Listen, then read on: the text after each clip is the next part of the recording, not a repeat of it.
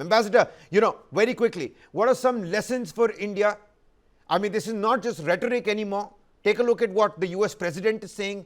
And then Larijani, the security advisor from Iran, says, you can make it 20 times harder, you make it 40 times harder. Just make sure you yourself don't get eliminated in all of this. And then again, the oil supply that's taken a hit back at home.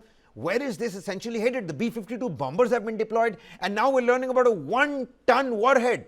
Iran says fewer missiles, but they're all going to be 1,000 kilograms large in terms of the warhead. So billions of dollars spent, warheads are getting heavier.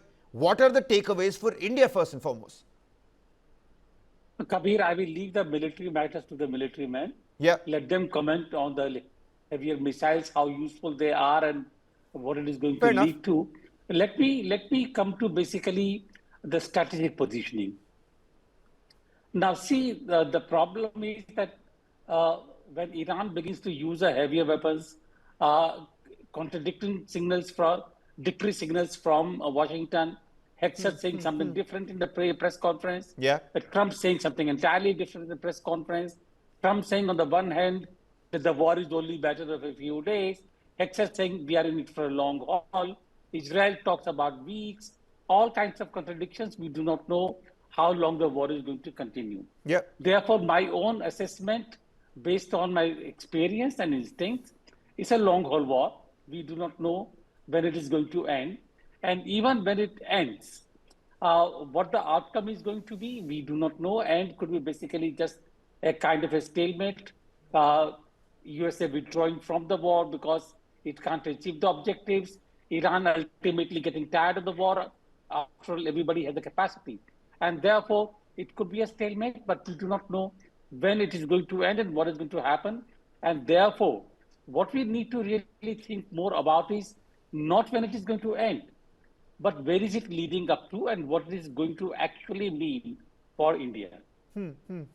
But Ambassador, what does this mean? What does this mean? You pointed it out yourself. We get a different understanding from when Dan Kane and Pete Hegseth are talking, and a completely different picture of what's happening in this short excursion, as the US president puts it. So yes. What are the takeaways for India from a strategic point? We know the oil vulnerability. We know that 10 million Indians live there in the Gulf. West Asia is a major maritime corridor for us, sir.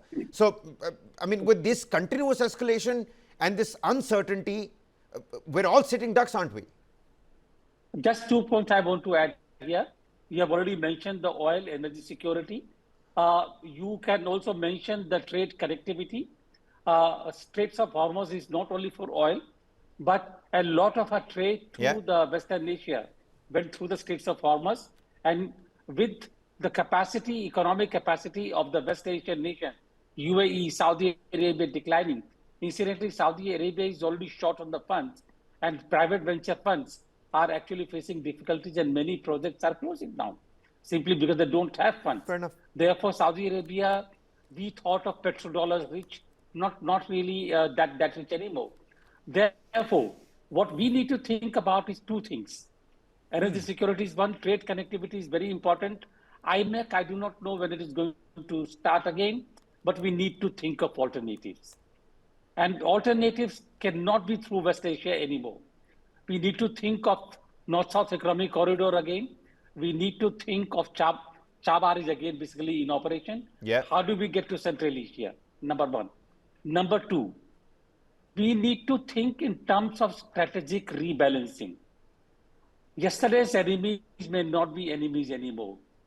We may need to make peace with them. We may need to think of our own security in our neighborhood, both to the east and the west. As far as the west of India is concerned, I think it's already very, very volatile. That's a pertinent point, Ambassador. I don't see peace. Therefore, let us look at the east. Our connectivity to the east is also in jeopardy if we have China as a rival or the enemy, so to say.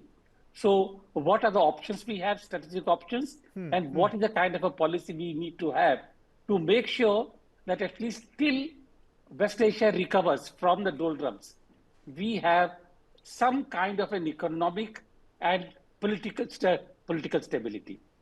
Okay, Ambassador.